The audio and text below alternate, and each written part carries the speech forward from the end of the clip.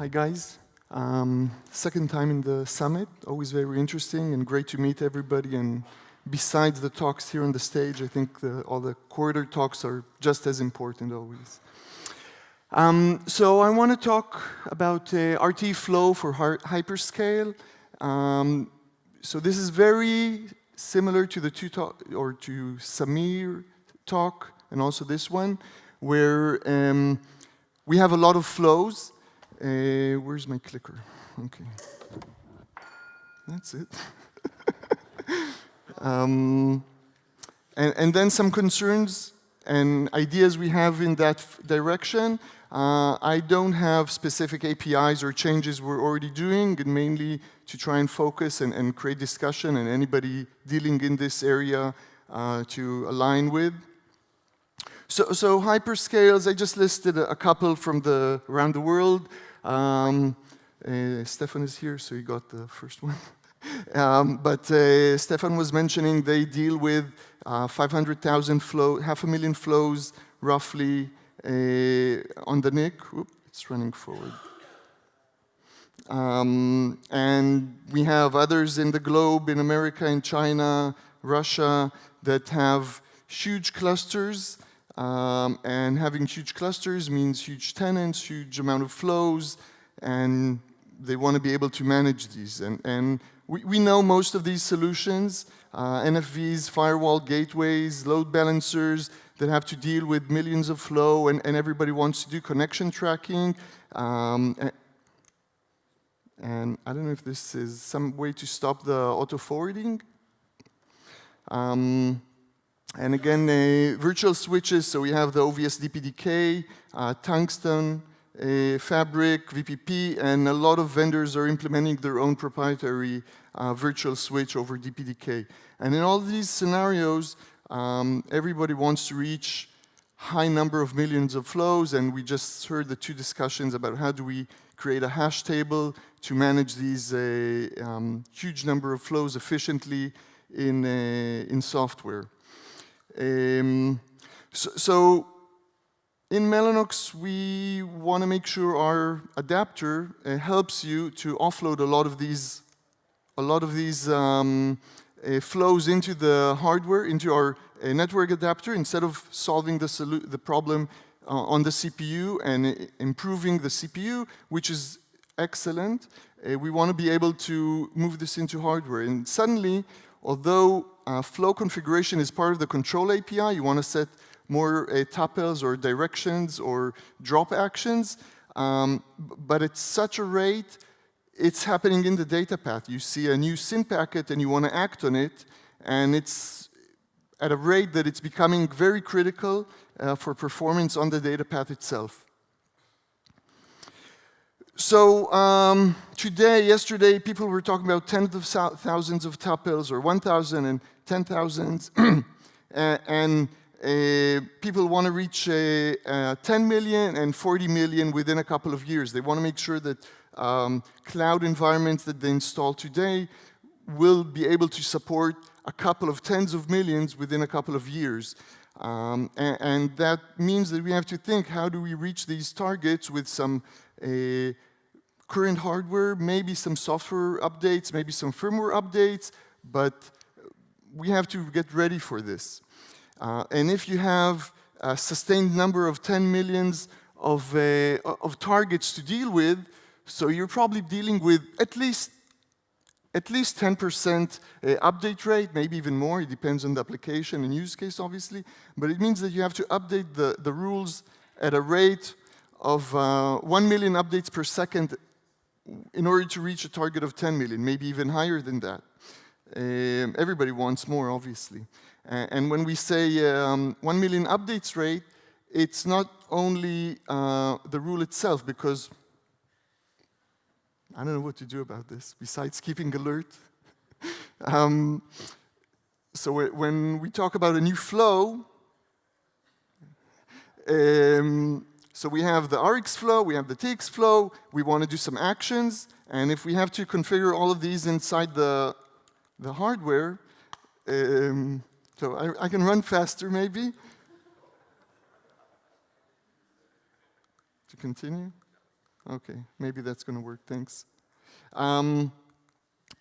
Besides the number of flows, when we talk about a lot of flows, we have the Rx path, we have the Tx path, we have different actions we want to do in the Rx and the Tx, and we need the software, the application has to update all of these. If you want to have a tunnel, so you have to encap and decap and write the right actions. You might want to have a firewall which adds drop rules. So these are different kind of actions. You want to count how many drops happened. So again, more actions. And we have to think what happens when we reach really high numbers of flows and flow updates.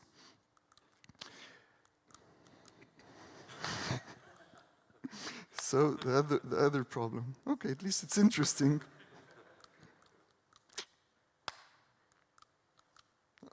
Oh, too much. Okay. So first problem I want to tackle is the memory footprint.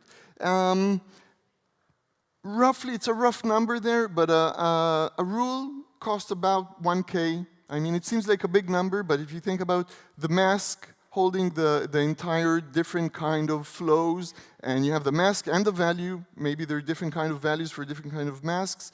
There are multiple kinds of action, and we're introducing new actions, new protocol support all the time. So this structure increases with time.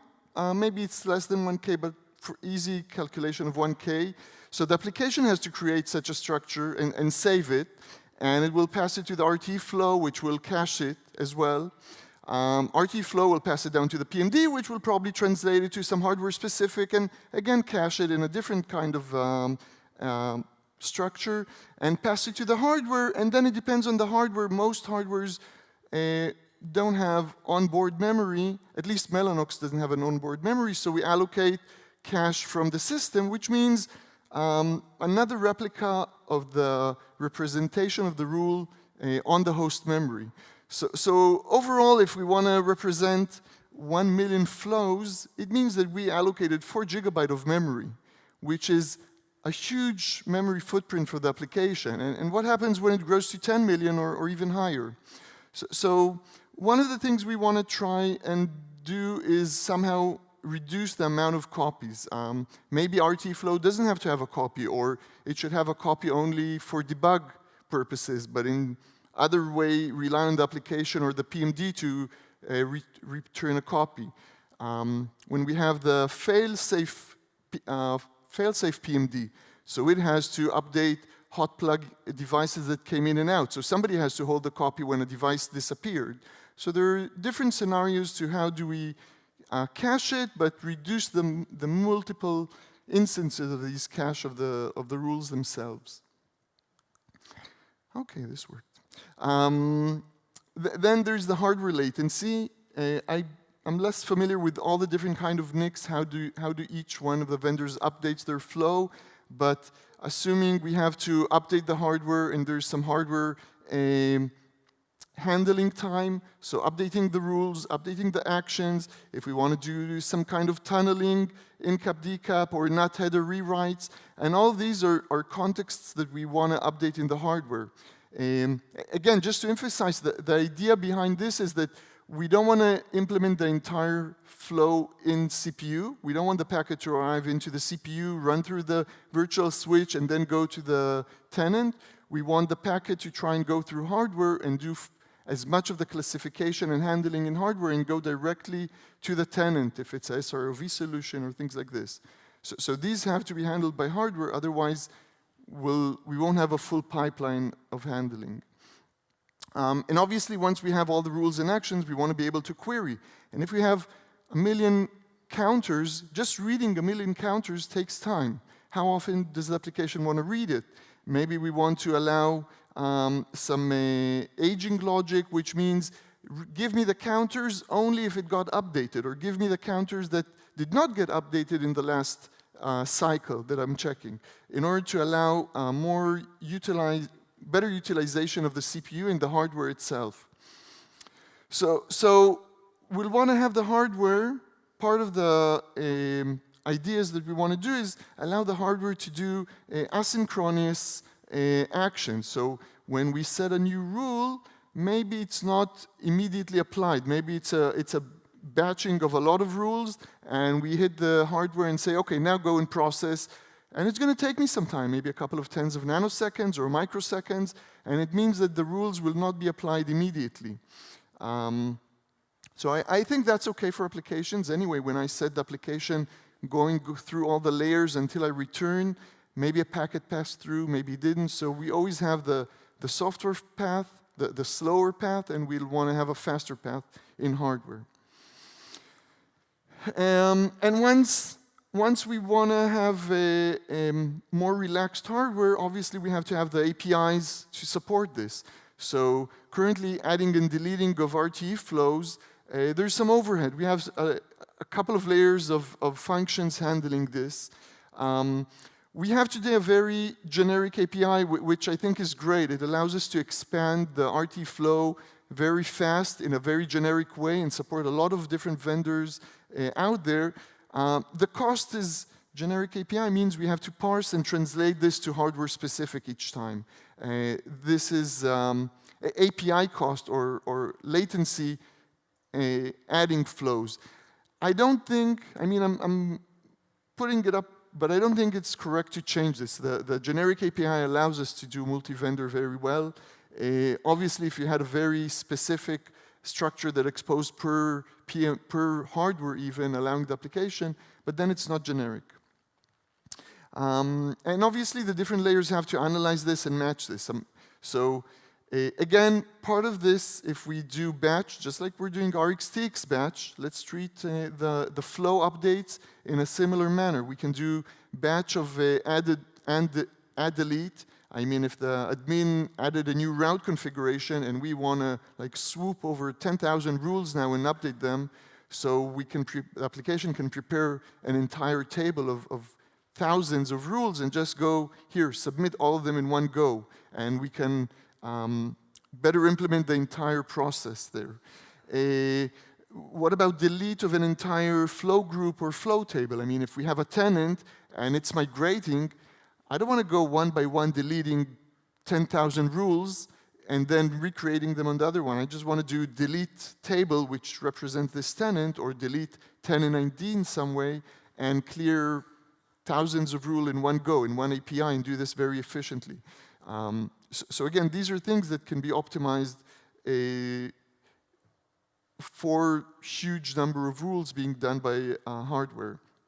And then again, if we have the hardware relaxing, so we might want to have APIs which are asynchronous for steering creation, where we submit the steering request or the rule in the action, and we wait for it to complete in a more relaxed fashion.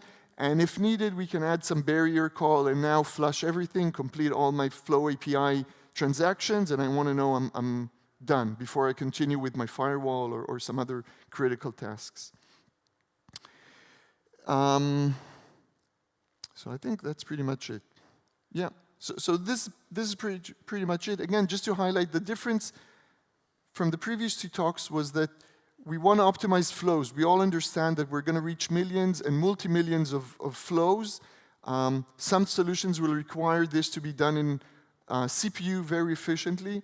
And in our case, the solution, we want to take the flows and push them into hardware. And the hardware will do this efficiently, hopefully. But just updating the hardware to add or remove flows is a costly effort that we want to try and optimize.